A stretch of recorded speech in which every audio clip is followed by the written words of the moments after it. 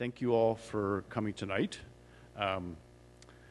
We actually noticed this as a special joint meeting of the Town Council, Planning Commission, the General Plan Implementation Committee, and the Affordable Housing Committee, just so that folks from those bodies could come and not violate any of the Brown Act. So as a formality, I'm just going to ask anyone from the council to hold their hand. We have John Reed and Renee Goddard. Anyone from the Planning Commission? Laura Caroline. Anyone from the GPIC? Bruce and Ted and John, so council representative. Anyone from the Affordable Housing Committee? Tony Gardner, great. And coming in the back in a moment, I think is another member. Wendy, welcome. So we don't have a quorum in any of the bodies, that doesn't matter. And just a little housekeeping to start with, we're gonna redo this exact same presentation and take questions again at 7 o'clock, just for the record. We have our minutes clerk from the Planning Commission here, Joanne O'Hare, who is going to be recording minutes. We're broadcasting live on the internet and via the town's website. We have a recorder going, so we've got the bases covered on recording this event. We have our town manager here, Garrett Toy, who's going to be our hand, also recording any comments that you have for tonight. And this is technically what we call a pre-housing element update draft, a pre-draft of the housing element update workshop. And it's a very simple agenda tonight, and there's an agenda back by the back door there if you need one, Wendy, or on the desk here, on the table here. It's just going to start with an overview that I'm going to provide for you of our current housing element opportunity sites and the housing opportunities that are required that the town, required by law that the town provide to all socioeconomic groups. So we'll be going through what's referred to as the Regional Housing Needs Allocation, which is abbreviated RHNA, the big bad RHNA. And then after a brief 7-slide PowerPoint presentation with just sort of the state of where we're at, we're going to open it up for comments. If you have any technical questions, we'll field them as best we can. And our consultant, prime planning consultant, is here tonight also, Larry Kennings, who works in concert with staff in updating the housing element and actually helped produce the general plan over a 10+ year period. So he's our planning wizard here also, and we're really honored to have Bob Pendola here tonight also, who has been a planning director in almost, I guess, at least half the jurisdictions of Marin County, and is the chair of the Marin Environmental Collaborative for Housing, and also the acting executive director of the Marin Workforce Housing Land Trust.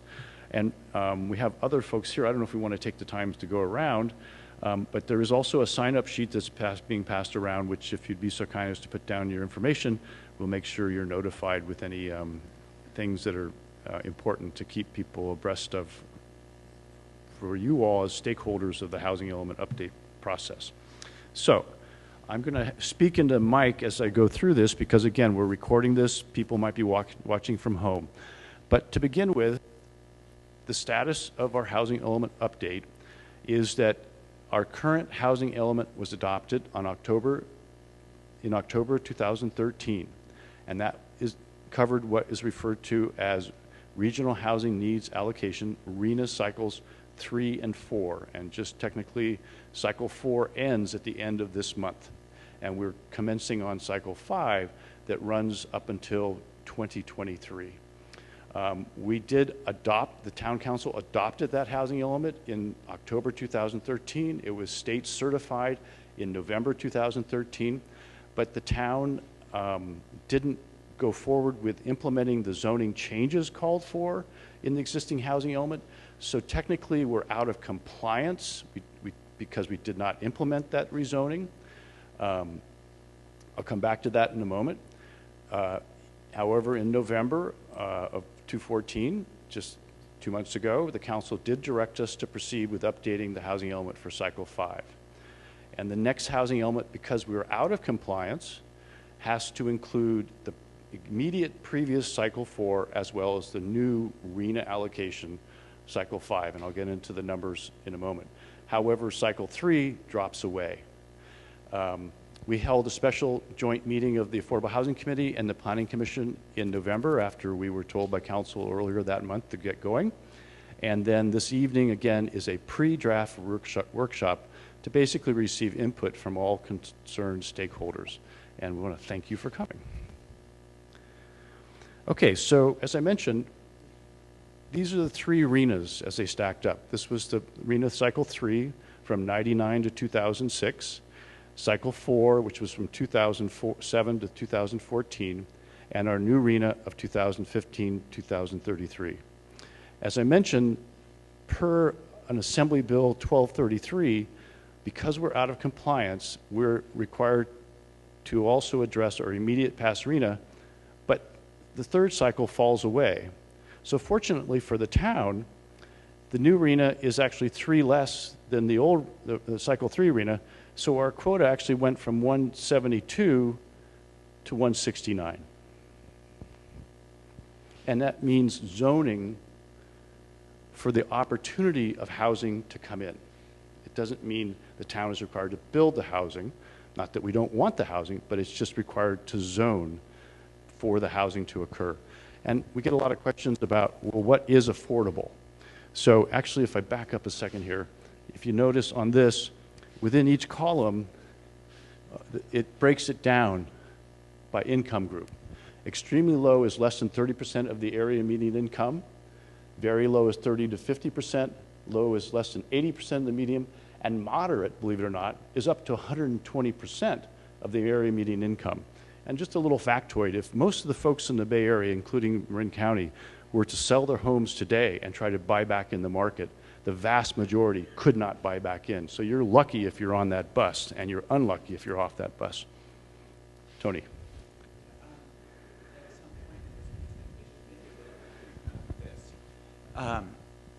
Could we talk a little bit about what we know about the actual needs in Fairfax? How many people are in the extremely low income category? How many people in the very low? And what other categories what do we know about who's low income and is really in need of housing that we're developing the plan for? I'm not going to be able to answer a lot of that off the top of my head right now. You can find on the town's website the current housing element, and in the appendix is all the background data that went into the 2013 analysis. But thank you for bringing that up, because part of the task we are facing with this update, because we now have new census material, is very rigorous demographic analysis, and that is underway. So that will be part of the draft, the updated draft that you will be receiving. And if you can add anything to the special needs, I can tell you basically, Larry, correct me if I'm wrong, the two large user groups were senior housing and housing for people that commute into town to work. I think that's the biggest nuts of our needs analysis. We do have a relatively large stock of housing that's more affordable than the rest of the county. So we get a lot of feedback from folks saying, well, we have all these illegal second units, these small units, and by definition, a lot of the housing here, because of sort of the funkiness of town or whatever you want to attribute it to, is more affordable in Marin, and we don't get any credit for that. So maybe we can come back to that and you can ask questions to your satisfaction. So what is affordable at this point? This is the most recent, these are the most recent HUD numbers for 2014. So let's just start over here, for example. You know what? I apologize. I can't.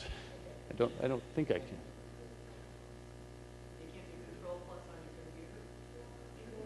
It's a PowerPoint. Does that help at all? Okay. So let's just start with a household size of 1. Less than 30% of the median income would be $23,250. Okay? And imagine if that household, that one household, had up to 9 people, you'd still be below 30% at $46,500. And at the other, let's just sort of take a 3-person household. That would be at the very low $29,900 and at the low $79,750. And now you're getting into sort of, the teachers, the fire workers, and whatnot. So you can see how people are really priced out of our market around here quite easily. By the way, I can make this PowerPoint available to any of you afterwards if you email me, jmoore@thetownoffairfax.org, and I can, you'll have this at your disposal. Okay, so let's just start with a household size of 1. Less than 30% of the median income would be $23,250. Okay? And imagine if that household, that one household, had up to 9 people, you'd still be below 30% at $46,500. And at the other, let's just sort of take a 3-person household. That would be at the very low $29,900 and at the low $79,750. And now you're getting into sort of, the teachers, the fire workers, and whatnot. So you can see how people are really priced out of our market around here quite easily. By the way, I can make this PowerPoint available to any of you afterwards if you email me, jmoore@thetownoffairfax.org, and I can, you'll have this at your disposal. But we get this question a lot. What is affordable? This is what's affordable. And it doesn't restrict, by the way, the town going further in enforcing affordability levels beyond what our quota by the state is. So again, I guess should I move this forward maybe? Would that help? Of course, it's going to get smaller if...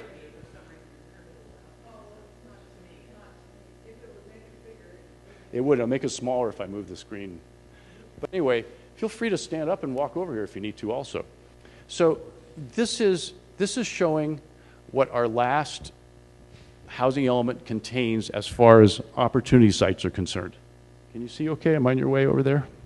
Maybe I should stand over here. Okay, so we targeted the Lutheran Church site up Sir Francis Drake for 40 units of senior housing, and Tenolima, that little flatiron triangular site where Alima peels off Sir Francis Drake going up the valley. It's about 1.2 acres, and we targeted 22 units of workforce housing there. And these two opportunity sites were the only sites in the existing housing element that actually applied what's called a base density, okay?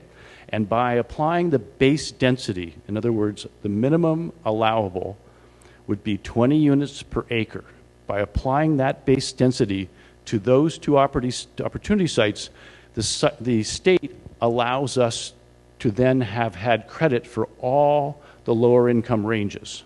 The state incentivizes the creation of a base density, and that gets you off the hook for making sure that you meet all the targeted income ranges. Remember how that table showed the different income ranges?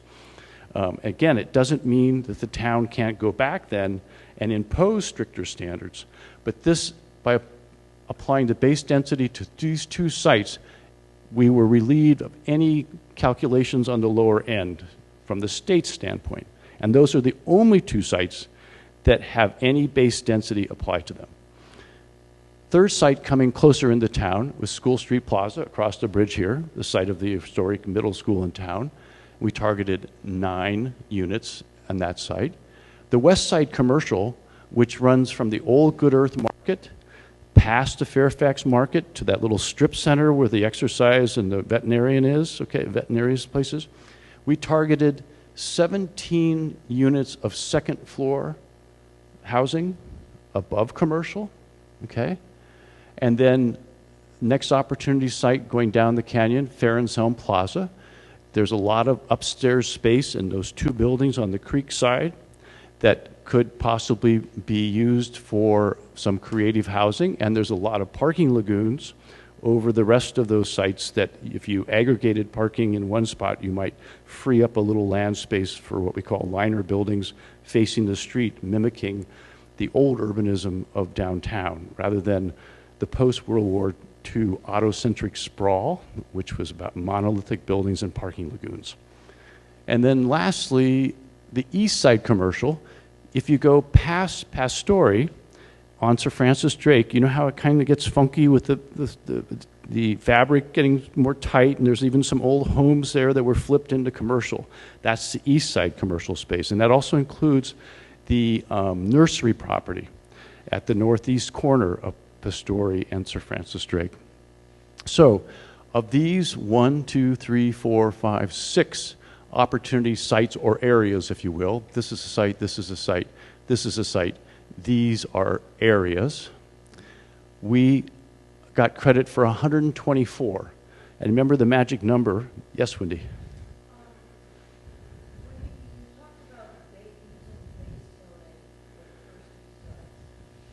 I'm sorry. You talked about the that you used the base zoning for the first two sites. Can you explain, had those been rezoned, would they have had an entitlement for any more than the number of units in the housing element? They actually could potentially have more under what's called the density bonus law. In 1979, the state adopted what was called the density bonus, and it is a sliding scale based on affordability of the units to incentivize developers to include affordable units. And it's a very detailed table, but it goes up to a 35% bonus based on the level of affordability, and it's a breakdown of whether you have the very low, low, or moderate numbers. You reach different thresholds. I actually have a table that I can show you later. I'm thinking if maybe we could get in the woods after I get done with my presentation, because I'm afraid we're going to get sort of thrown off of the tempo here. So remember, for the cycle 3 and 4, we had 172, and these 3 opportunity sites and 3 opportunity areas total 124. So how did we get to 172? Well, it turned out that we were able to take advantage of properties that were already zoned but not built on, okay? In other words, they already have the zoning in place that allows the housing to occur, or ones that were actually built between 1999 and 2014. So that gave us 48, 124, and 48 got us to the magic 72. So our new one, this is for 3 and 4, our new one is 4 and 5, and it drops to 169. However, we can still use the properties already zoned, but we can't use those that are built from 99. We can only use those built from 2006, remember, for the last 2 cycles. So I'll get to how we make up that deficit in a moment.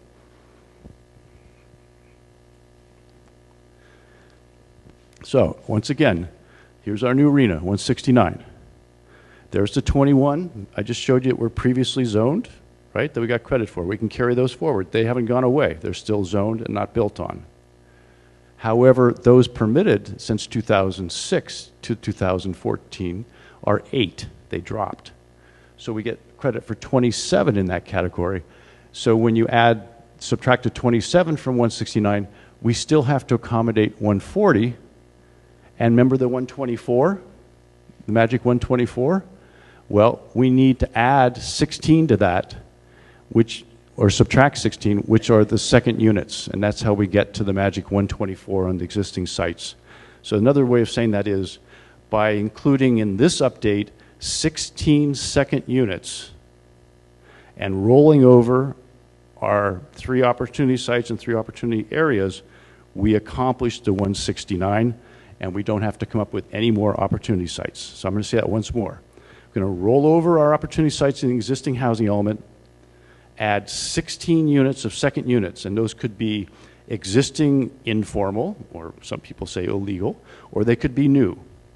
Last time in the last housing element, we actually asked the state if we could count 25, and that was in 2013. They said, no, you have a really horrible track record, and there's only 1 year left in the cycle, so we're going to give you 3. We'll let you do 3. This time, however, in the last 12 months, the town has permitted 2 second units.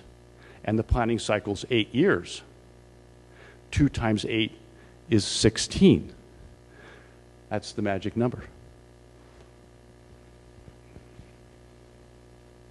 So, what's our approach? Again, if we adopt this, if the town council adopts this new housing element update, by May 31st, 2015, we go on an 8-year cycle instead of a 4.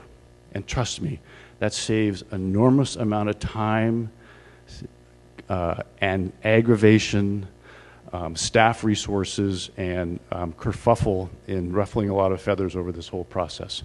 So we're really keen to make that 8-year cycle by adopting this town adoption by May 31st, 2015. By doing that also, in this analysis, we will be able to get an extension of rezoning those opportunity sites that we were supposed to get done by this month with what's called an AB 1233 analysis, this law that said you have to do the immediate pass arena if you haven't done the zoning. By doing that analysis, we get a year extension on completing the zoning that was called for in the last round, doing it this time. That's a very critical date, January 31st, 2016. And I apologize if some of this starts to sound like planner speak. Please don't be inhibited to stop me and ask me to speak in layman terms or explain something, please. It's very easy to get off into planner speak. So our approach is no need to add any new sites, just the 16 second units I'll get to. This update covers 4 and 5, Arena 4 and 5. We keep the sites the same as the current housing element. We add 16 units to meet the Arena goal. We'll be doing limited analysis CEQA. Parallel to this process is called the California Environmental Quality Act, abbreviated CEQA, and that's a parallel process that looks at the potential environmental impacts of any projects or proposed projects or rezoning like this. And it was passed by the state in the 70s as a way to give the public and policy people inform them of information of potential environmental impacts. It's a parallel process. It is, by the way, where most lawsuits come from. When CEQA analysis is done weak and doesn't really delve into the impacts, a project or CEQA can be challenged, and a lot of court activity goes on around CEQA. We're really optimistic that if we get to adoption in of the housing element by May 31st, because our last element was so recent and we have the same handler at the State Department of Housing and Community Development, we're very optimistic that they will be able to turn around our draft element in less than the statutory requirement of 60 days. We think that we'll get it back in 4 to 6 weeks, which will be helpful in getting final certification from the state as soon as possible. Remember, there's town adoption, state certification, and then coming into compliance by conforming your zoning ordinance to the policies within the general plan, including the housing element. So what's the timeline again to get there to the finish line, to our goal? Again, goal is to adopt town adoption of the housing element by May 31st to meet the requirement for an 8-year cycle. So we're doing a workshop right now. The State Department of Housing and Community Development is very keen on us holding, municipalities holding workshops like this before a draft is out there, to get feedback from the public before the draft is out there. So we mailed out to a list of stakeholders, everybody we could think of that are nonprofit housing developers or people that have a dog in this fight. And that's why we're here tonight. I'm giving you a brief overview, and it's really to hear from you folks and to record these comments and to take them into consideration as we draft the update. Next stop, after we get the draft complete, we will hold a joint Affordable Housing Committee Planning Commission meeting in February to review the draft. And then this is a normal sequence. It goes first to the Planning Commission, then up to Council. That's the way ordinances are actually required by your town code. So then it goes up to Council in March, and they'll consider the draft housing element, and presumably, if it looks fine, it'll go up to the Housing and Community Development Department, the State Department of Housing and Community Development, for their review. And again, their statutory requirements within 60 days, we think we'll get it back faster. And then in April, hopefully sometime, this might require a special meeting, the Planning Commission will take that document back from the state, which may have some little, recommended added language about how we verified the second units or whatever. And they'll chew on that again, and then they recommend that the town council adopt it. So we take it to the town council in May for adoption, and then if there's anything left to work out with the state, we'll hammer that out subsequent to May 31st. So that's the plan. And now it's for questions and comments. And again, we're recording this all for those of you who came in late. We have a minute taker, we have a recorder, and we're broadcasting live right now. And it will also, this event will also be posted on the website as soon as CM2 gets it done. So please use the mic when you have comments or questions, and because we want to keep this on the record. And there you have it. Questions? All right. So my question did not have to do with the density bonus. There's been a lot of talk of people making claims that had the rezoning gone through, that a number of these units, and specifically School Street Plaza, was actually 20 units to the acre, and therefore they would have, since it's what, 2.5 acres, I believe? Yeah, that they could have had 50 units built there, and I would like to know the same for the CC. When the housing element says that 9 units can be built, what kind of force of law, what entitlement does the owner have on that? outside of the density bonus? So what he has is 9 units, and under the density clause, if he wants to make those available to very low. Okay, and again, my question is not related to density bonus, it's the basic zoning. All right, so there's no base density on School Street Plaza, it's just 9 units. 9 units of housing. And I'm just throwing in the caveat that under the density bonus law, the maximum he could increase that by would be 35%, so say 3 more units, so 12 if he was to make them affordable to very low. And by the way, that can be done on properties that we haven't targeted, to my knowledge. Correct me if I'm wrong, Bob. It exists for people that want to provide affordable housing independent of the sites we've targeted. It's there, and that law was designed to go in the face of municipalities that don't want affordable housing. It's very rigorous. It limits the town's ability to restrict the development of affordable housing. It was designed to be that way, and they've revised it several times since 1976, 79, and the most recent one I think it was in 9 or 10. It's gone through, and every time they up the ante, they make it more rigorous. Did that answer your question?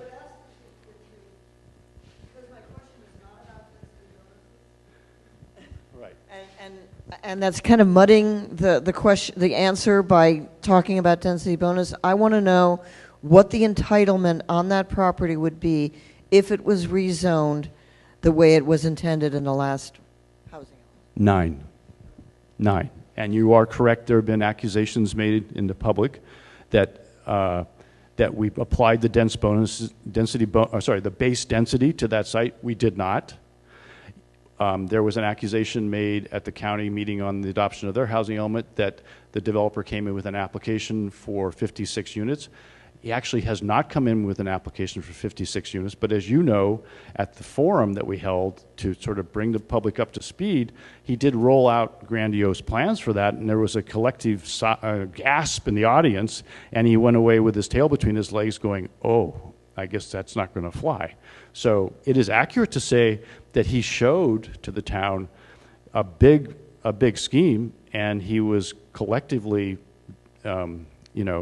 rebuffed, I think, in that public meeting in the sense that nobody thought that that was an appropriate amount of infill at that location. And that is not what we had intended to occur. We cannot stop someone that owns a property from coming in with, a proposal. He did not come in with a formal application. He came into the forum, a workshop like this, saying, this is my big idea. And again, everyone went, so it's true that a developer might want more, but what this plan, the existing housing element, allows by right on that site, once the rezoning were to take place from limited commercial to planned development district on that site, is 9 units. I'll avoid the caveat on density bonus.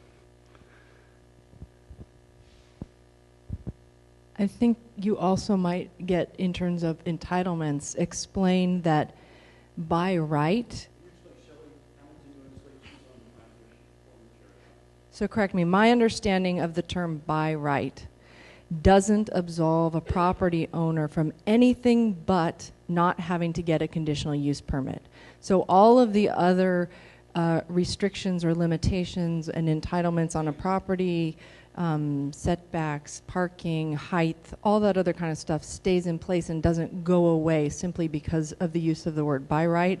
It's simply, it could be replaced with the term no longer requires a conditional use permit, and that's the only change, correct? They have to still go through design review and also meet requirements like parking. But there is the same caveat that you don't want me to bring up, Wendy, which I'm going to. There is the same caveat with density bonus law. And we have a policy in the existing housing element that that the town will create its own ordinance regarding density bonuses. We cannot go below the threshold established in the state density law, state density bonus law, but we can sort of guide applicants and developers towards the types of incentives that we would be willing to offer if they reduce the cost of the housing, whether it's rental or for sale, to certain thresholds of affordability. Not only do developers, if they provide that affordability at different ranges, they get the different bonuses and the numbers of units that are increased. We also, depending on the amount of affordability that they're offering, we have to offer incentives based on thresholds, okay? And incentives kick in. There's one incentive, two incentives, or three incentives. Often, the most valuable incentive to a developer is reduced parking requirements. Parking takes up a lot of valuable land. So often you can sort of meet a developer's goals on making a project pencil out by providing bonuses such as relief on parking. And we think that that might be appropriate in places like the downtown, in efficiency second floor units where people, older folks or younger kids, a lot of younger folks don't want cars. They're self-selecting small towns like this and transit corridors. So, but we are required, based on certain thresholds of affordability, to not only increase the number of units up to a maximum of 35%, that would be 3.5 out of 10, a project of 10, for example. We have to add incentives. And lastly, if a developer really wanted to play hardball, and I'm just doing this for full disclosure, and they said that they had to have a relaxation of one of our requirements, we could not approve it if he can prove that he has to have that relaxation to make the project affordable for what he's proposing. We have to give it to him. We can go to court over it, and if we lose, we pay the lawyer's fee. That's rarely done. Correct me if I'm wrong, those of you in the business, it's rarely done, and I think the county's actually said that there's only been one project in the last 10 years where density bonuses actually applied in the county. I mean, that's two units? 2 units in 10 years. So we're really in the woods right now. I know a lot of people can use this to raise fear and whatnot, but I just wanted, for full disclosure, add that caveat. But I think it's important, and we actually, last week at the General Plan Implementation Committee meeting, designated 2 folks as an ad hoc subcommittee to get going on drafting recommended language for the town's density bonus ordinance so we can get out in front. We're required in the existing housing element to do that. It will prevail in the new housing element update because we're required by law to do that. And so the General Plan Implementation Committee is going to start drafting recommendations that will go up the food chain to the Planning Commission, and then the Planning Commission will create an ordinance out of those recommendations, a draft ordinance, and then after chewing on that in a while in public meetings, publicly noticed meetings, they'll make a recommendation to go up to council. Thanks, Jim. I just wanted to add that I agree with everything you said about the density. I've done this ad nauseum over and over again. I'm a firm supporter of affordable housing. And what I have found in working for cities is that, yes, the state regulates and mandates basically everything we do in terms of the entitlements and the process and the design review, and you must consider density bonus and incentives, but it also, once you get to that level, it allows staff and the town to be able to finesse and negotiate the deal.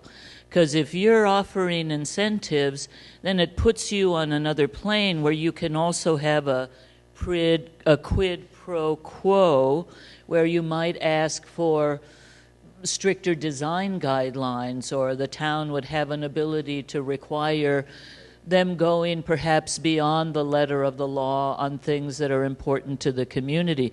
So I think it becomes a really useful negotiating tool for staff and councils at that point. Thank you. And you know, around places like this, the projects that developers are going to come in with are going to be of such modest scale. It's a losing proposition to go to court even if you win. Nobody wins in court. It's to be avoided at all cost for most people. The attorneys win, thank you, of course. Other comments, questions?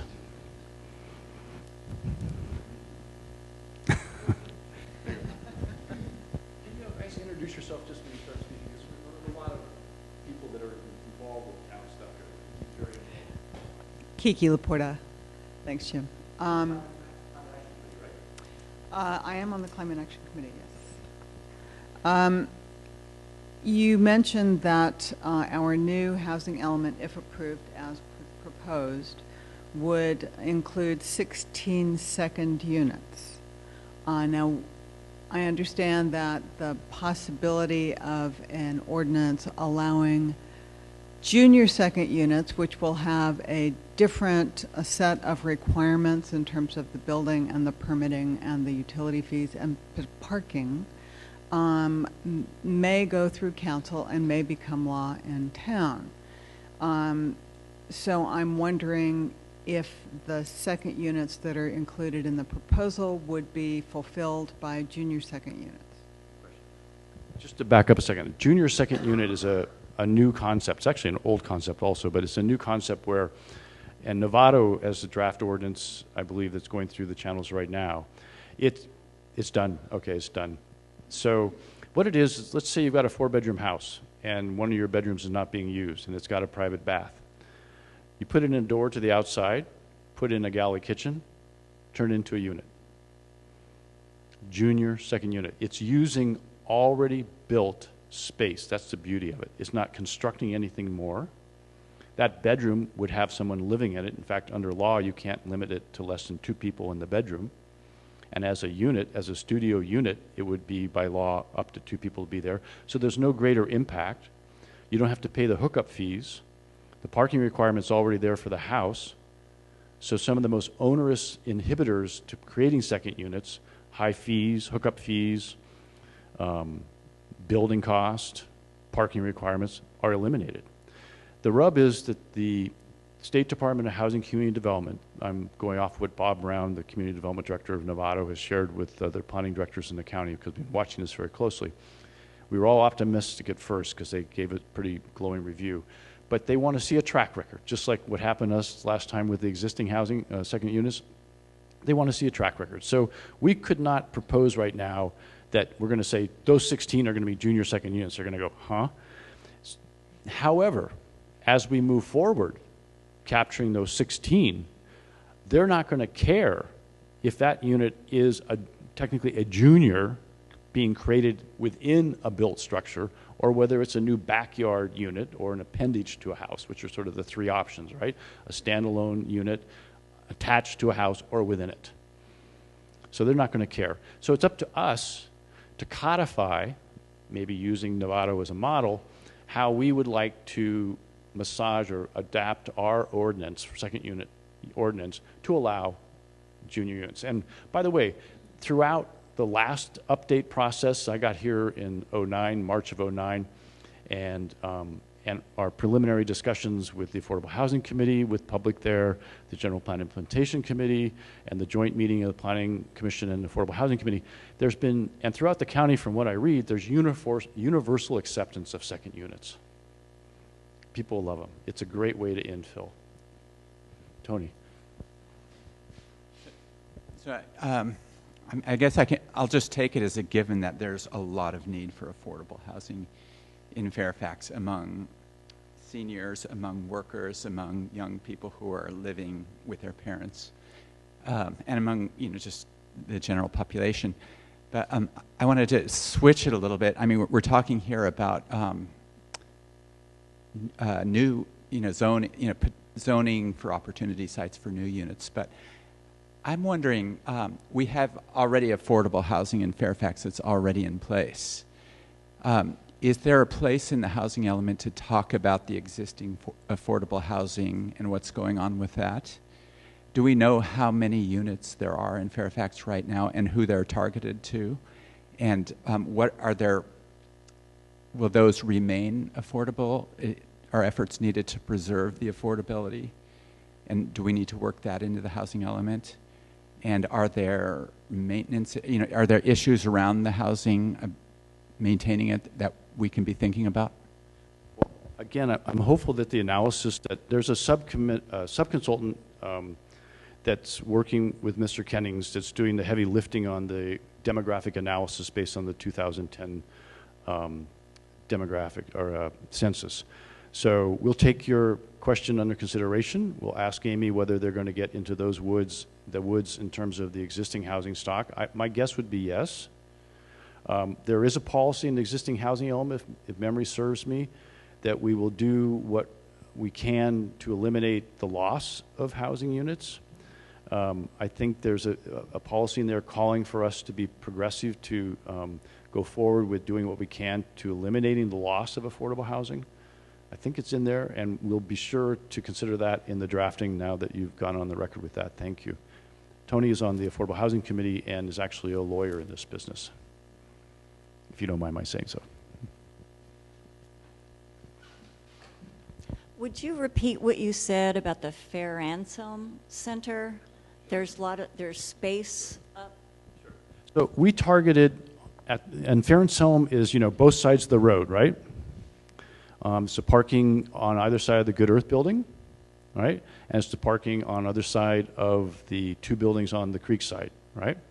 So I don't want to bifurcate where those 22 units might go, but during the analysis during the discussion when we targeted that number, we looked at the whole site that was the undeveloped parking lot areas, as well as the unused upstairs space in the existing creek-sized buildings. They're very high ceilings. Max Friedman, when he built that thing, he used reclaimed timbers that are huge. That thing is like engineered to the hilt. And if you recall where those two buildings face together there, you know, where the bike shop and whatnot, you have the upstairs right now. So we thought, here again, it's not unlike the concept of junior second units where you're densifying within the built environment. Why not use buildings that are resources and not fully used? So I continue to try to tell the two general partners, Rich and Jeff, that manage that property, that, you know, we'd love to see some studios up there. The live work for artists would be fantastic in my mind. It's not my decision, and the town would have to decide, but that sort of creative thinking would be really wonderful, I think, for some folks. Yes, just follow up first and then. Ever since Good Earth moved in, there is parking in those areas. There is almost none. It's unbelievable. So when I think about putting units there or building in the parking lot, parking is going to be a problem. Well, there would have to be formal applications, right? And then we'd have to look at that.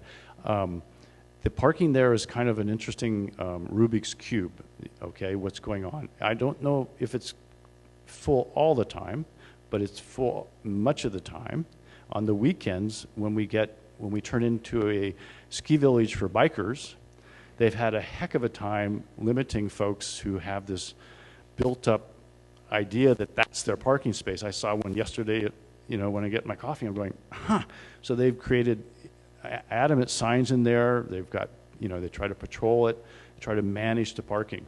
You know, we'd like to actually get on with what was called for in the last general plan, our existing general plan, under the town center element, to look at creating a town center plan and looking at managed parking, because we on staff look at those bicyclists on the weekend as a resource. If you could then guide them to a low-paying parking lot, town gets the revenue, and then incentivize them after a couple hours to stay here and shop and eat, you know.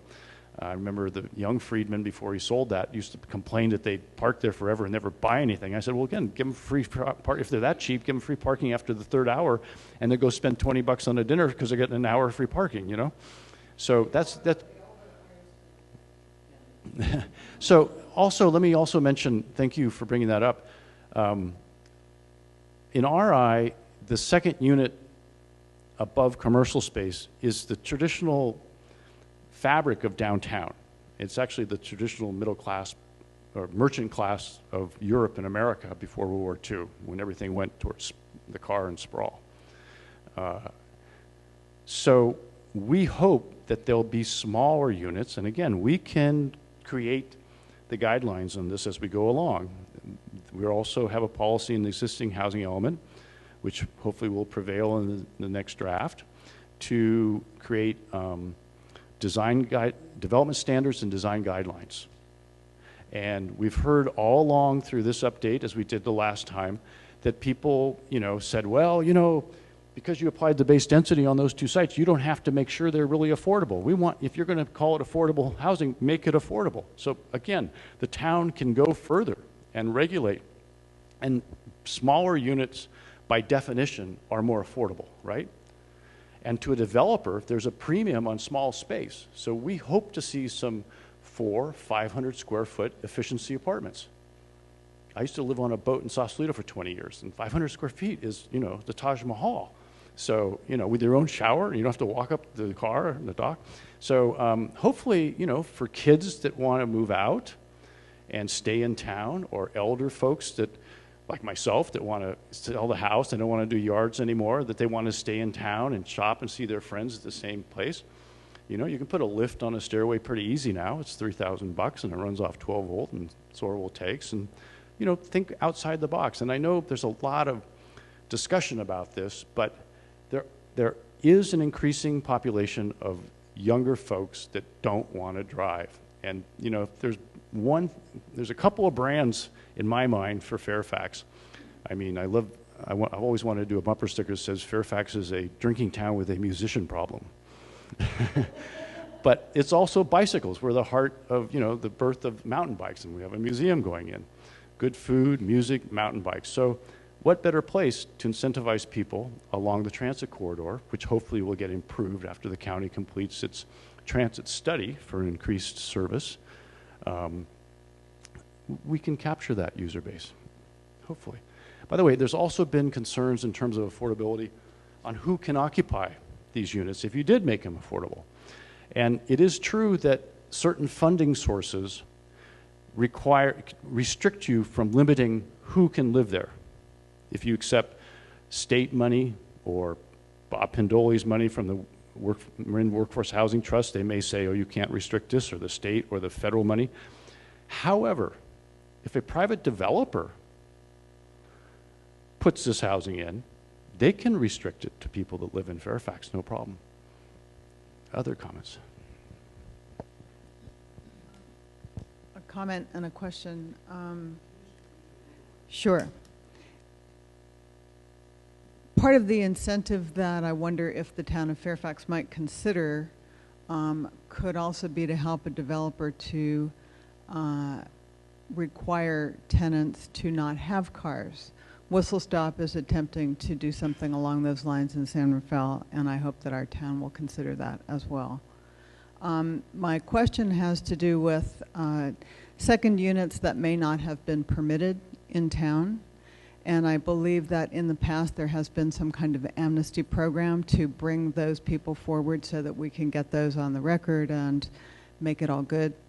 So if you could tell me a little bit about how that happened, and could and would the town council consider another amnesty program so that we could flush those out and count them?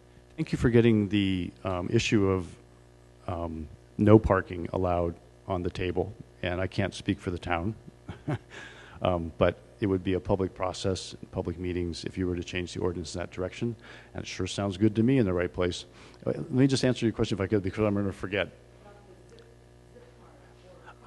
Car sharing, that's great too. We talked about that when we were doing a site capacity study on Lima and the church, a car sharing program for the seniors, because they're going to share the school parking and the church parking and have a shared parking analysis, so that would be very helpful. We did talk about that. The second point you made, see, I forgot it already. Amnesty, thank you. We had an amnesty ordinance. When I first got here, it lapsed, and we updated it and rolled it over. It lasted another, I think, year or two. It's lapsed again. There's a policy in the existing housing element. That policy will prevail in the update, that we should roll over, update the amnesty ordinance for those units that are illegal or informal.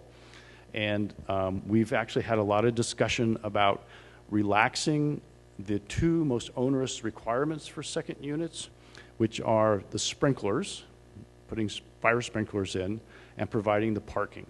And in fact, the town council, in its wisdom, every 3 years the fire code rolls over, and we get a new fire code down from the state.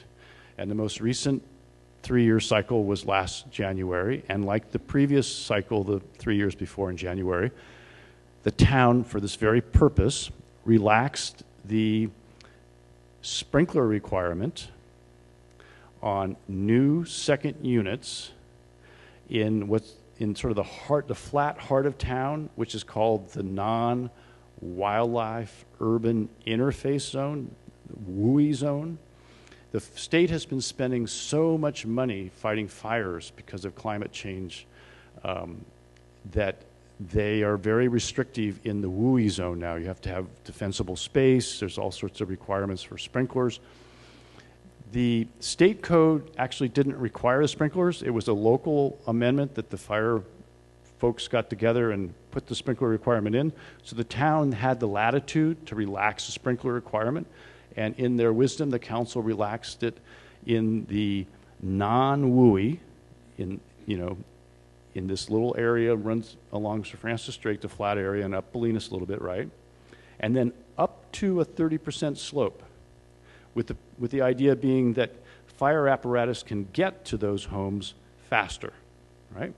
So we've already relaxed the sprinkler requirement, and there's been much discussion on the record about relaxing not only the sprinkler requirement, but the parking requirement in the non-WUI up to 30%. Yeah, on the second units, I'm a big fan of the idea of second units. I mean, I feel like there's one way of looking at affordability. It's, actually we have a lot of housing, but it's just in the hands of a relatively small number of people. So can we kind of spread it out a little bit? That's one solution. The fire issue is an important one. But are there creative ways to get around that? Like, could we fund a subsidy for sprinklers? Because, it would be great. I mean, if something like the, what's it called, the subway lateral,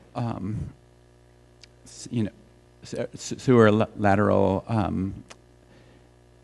subsidy or funding program that people can tap into. Sorry, not to confuse things. I'm just making a comparison.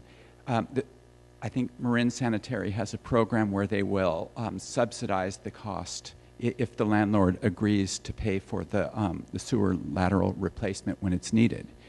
So what if the government agreed to subsidize the cost of putting in sprinklers into a second unit in order to make it more attractive to come in out of the cold? That's a great idea. It's on the record now. And by the way, there's a policy in the existing housing element, which I expect to prevail in the draft update, which is any new homes over 2,000 square feet have to build a second unit, and if they don't, they have to pay into a housing trust fund. We haven't created that policy yet. We actually don't get many new houses in Fairfax, but that's a policy. And then actually for every 1,000 or 100 square feet over that 2,000, you have to pay $100 or something. So that policy's in there. I just quickly, and then it's Renee and this gentleman over here, you mentioned something about how we have a lot of housing, but we just don't, it's not really well occupied. In the data analysis that Mr. Kennings did with the help of the county to do what's called the workbook in preparation for the last update, Fairfax at that time, and this is a little dated now, I'm not sure what the numbers would be now, but if you look in the appendix of our existing housing element, 30% of the homes in Fairfax were occupied by one person. When I read that, I went, whoa, and all of a sudden I realized, oh yeah, this person lives in a 4-bedroom alone. Oh wow, that person, that's right, they live in a 2-bedroom alone. It's amazing. So and then during the downturn, of course, people double up, right? But a little factoid, and forgive me, I used to teach for 10 years, but I used to tell my students a little factoid on exactly what you're talking about. In 1946, the first year after World War II, the average size home in America was 800 square feet, and the average occupancy, this is according to HUD, was 4.3 people. 4.3 people. I don't know what a a half, 4.3. I don't know what a 0.3 is, but on average, okay. 40 years later, our standard had gone up to over 2,000 square feet, and the average occupancy was 2.2. We more than doubled the size of housing and halved the occupancy. We're victims of success. If we went back to the square footage allotment in 1952, when I was born, actually the end of 51, we would not need, and I know I'm mixing apples and oranges because not all housing is the same, but just on a pure mathematical formula, if we went back to 1953 housing standards, we would not have to build one house in this country till the population doubled. So, and if you look at the carbon footprint of these homes, in Europe, people in big homes heat the room they go into, right? In America, we come home, we turn on the gas, we heat the whole house, and then go to bed. So something's wrong. We're victims of success. I think we don't realize how good we've got it around here. Hi, Jim. I just wanted to ask that we confirm what you had stated about when a private developer develops, and that then they can create restrictions, making it, restricting that it only be someone who's in Fairfax or a Fairfax resident. I hadn't heard that in fair housing law, so I just want to confirm that since this is on the record, or unless I misunderstood. My point was simply that I'm not saying developers will do this. I'm just saying if you're not, it's the funding sources that can dictate whether you cannot restrict who's living in it. Okay? So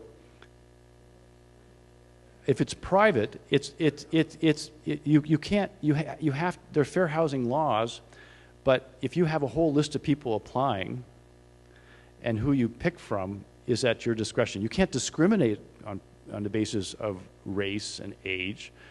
And that's a good legal question. Maybe I'm stepping over the line here in terms of discriminating against people that don't live in Fairfax. So I'll take that under consideration and clean up my act. Yeah, thank you. I'll follow up on that. You understand what she asked, Larry?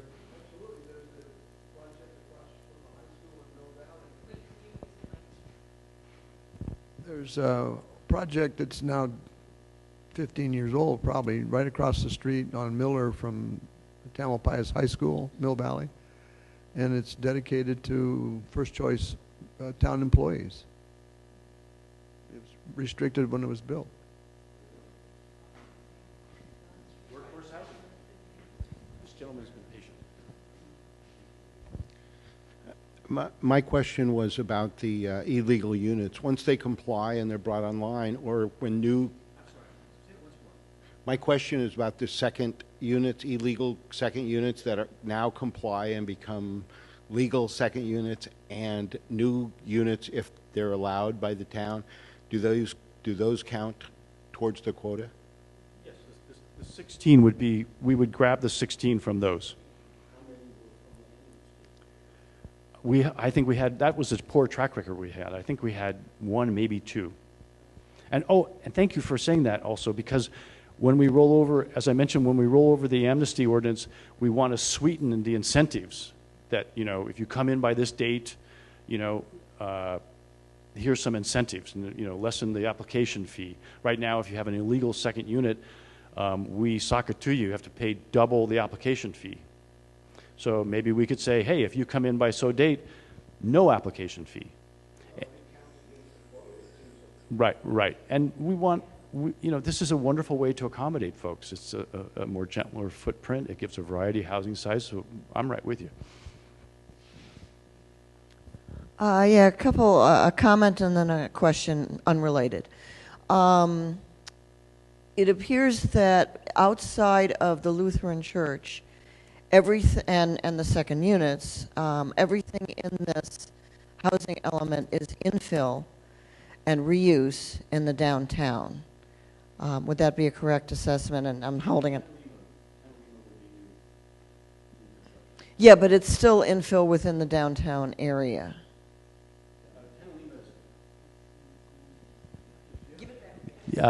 Tenalima is technically right outside the line as described in the general plan at this point of what the town center is. And so with that, I have seen a number of articles and we're in Voices by people from Citizen Marin, Dick Spotswood, Bob Silvestri, Susan Kirst, Richard Hall, who have all stated that they feel that the appropriate place for housing is infill and reuse in the downtown. My rhetorical question is, where are they, and why aren't they applauding the town of Fairfax for doing exactly what they say is the appropriate thing to do? That's comment, because of course that's a rhetorical question that I don't expect an answer for, except for those who are watching on TV. The question I have, though, is as far as protecting our existing affordable housing, there was a flirtation with rent control that, the town council person who was flirting with it then withdrew. There are many policies and regulations that could protect tenants from from rent increases that, go 10, 15, 20%, can restrict the number of rent increases in a year. There's a number of things that we could look at that don't have to be called quote-unquote rent control, but certainly could protect some of our existing rental stock. I would love to see some research into what is available, what's out there, and what could be used in Fairfax to protect our existing renters.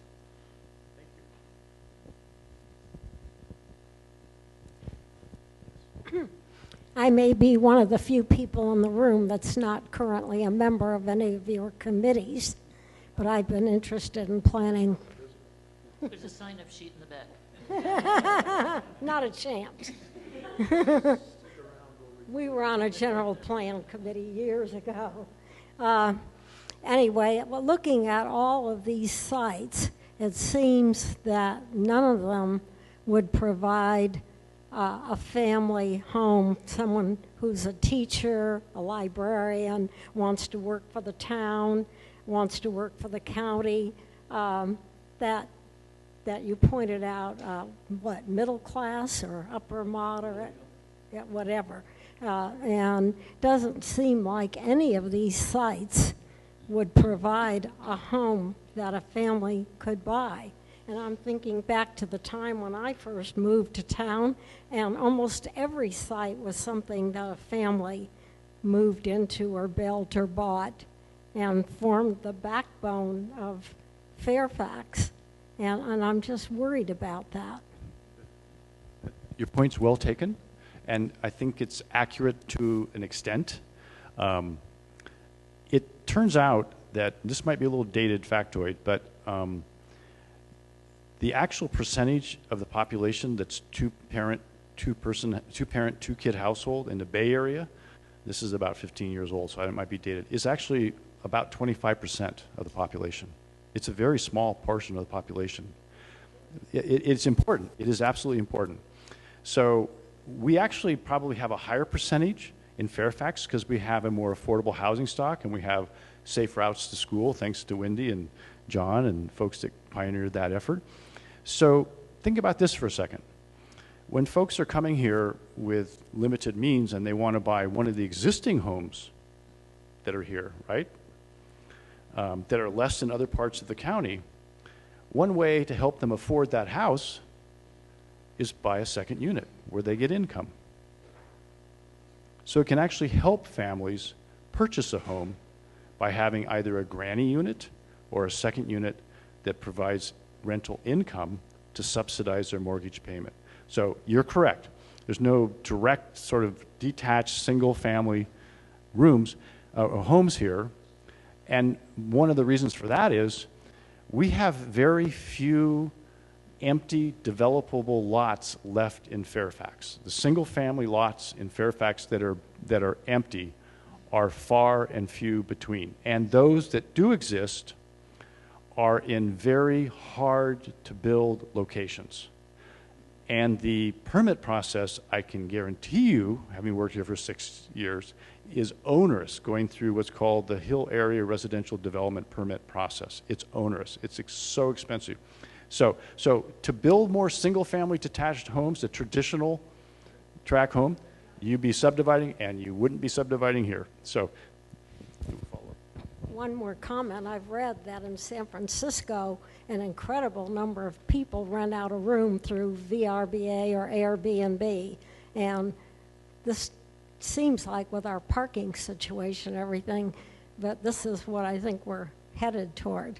Well, actually, Airbnb is a great resource for building officials because it tells you where all the illegal rentals are. So it's up to the town to codify those restrictions, and then we have a great way. And we actually, that's one of the methods we don't always talk about, and how we've sort of qualified where and how many second units might be in town. We did a pretty thorough research in the last go around in 2012, getting ready for the adoption in October 2013.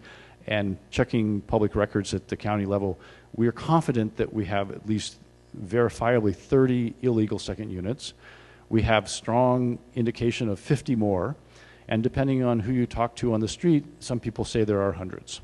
I know when I'm here on the weekend, there's a lot of building going on, and when our building official that reports to me is not around, so who knows what that's about. So, I have a factoid and then a comment. I looked up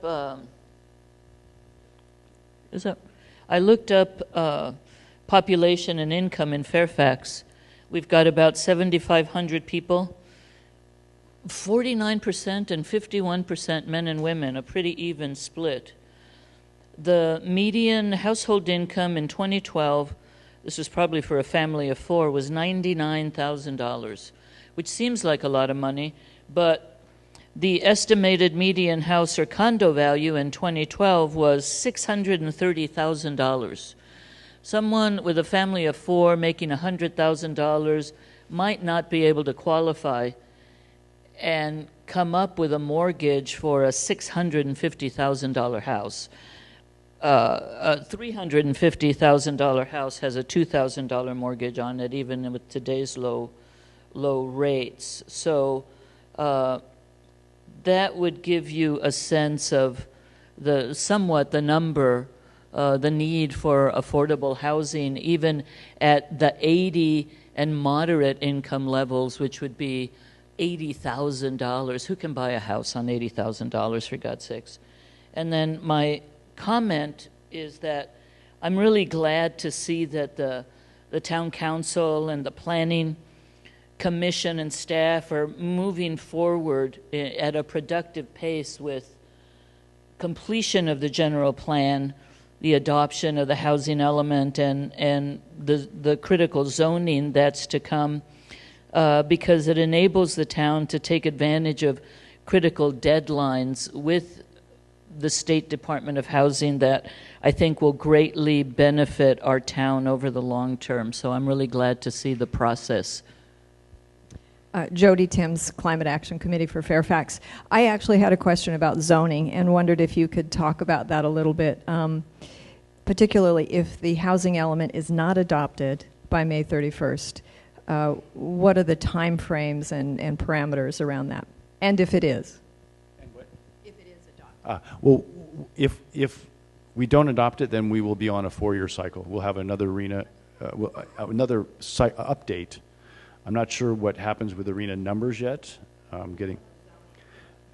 If we don't zone, okay, we are technically still out of compliance. If we adopt the new housing element update by May 31st, we get an extension for what we didn't zone until January next year, January 31st.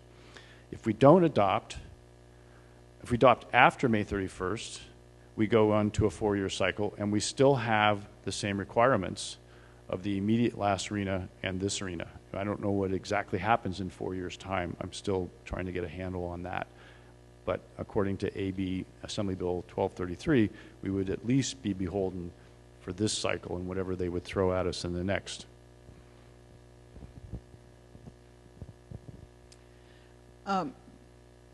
Continuing on the questions about zoning, we all suffered through the fracas related to our recent zoning escapades.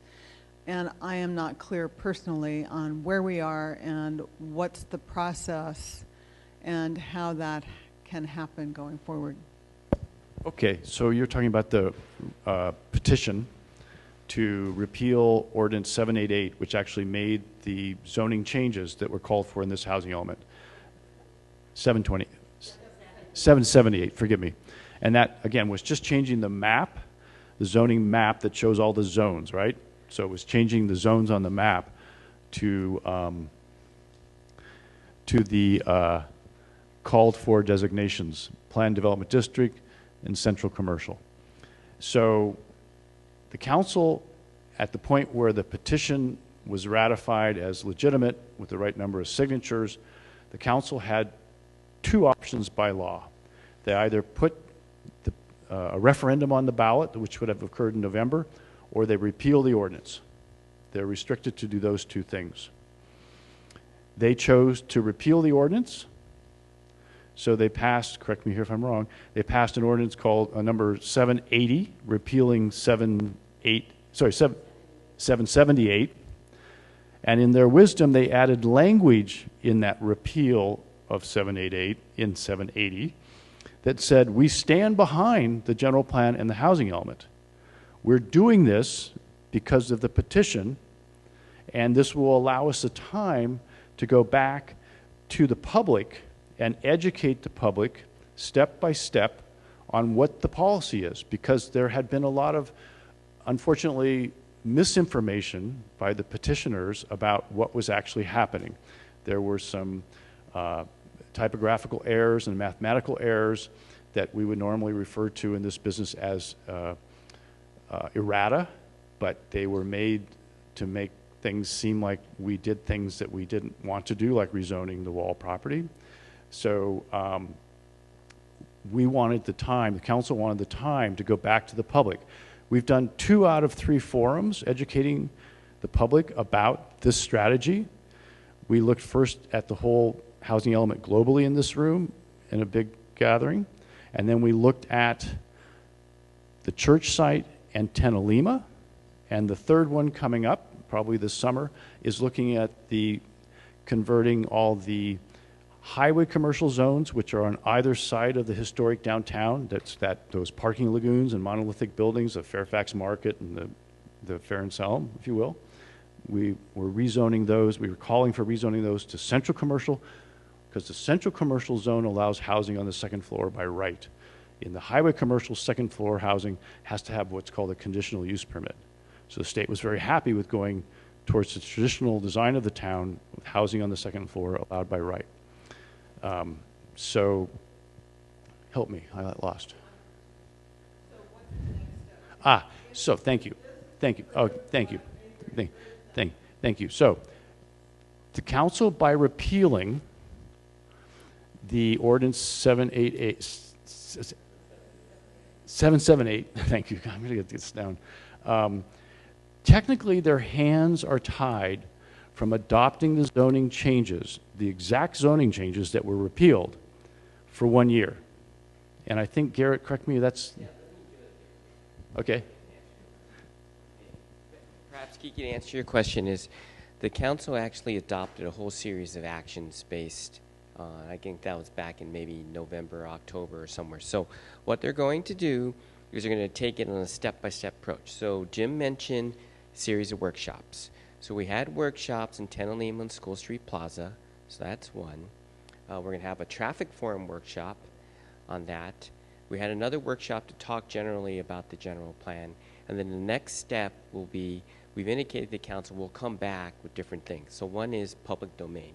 So we said public domain, which is all the publicly owned properties. We said we'd rezone and in essence allow, they have to allow by right homeless shelters, emergency housing shelters. So that's one action that will have to come back. One of the other things the council said they would do is they would hold a workshop to talk specifically about conversion of CH to CC. That's what Jim referred to as highway commercial into central commercial. Talk about that because there's a lot of policy issues involved with that. There's parking, there's affordability, size of units. So we'll have a workshop just to talk about those key policy issues.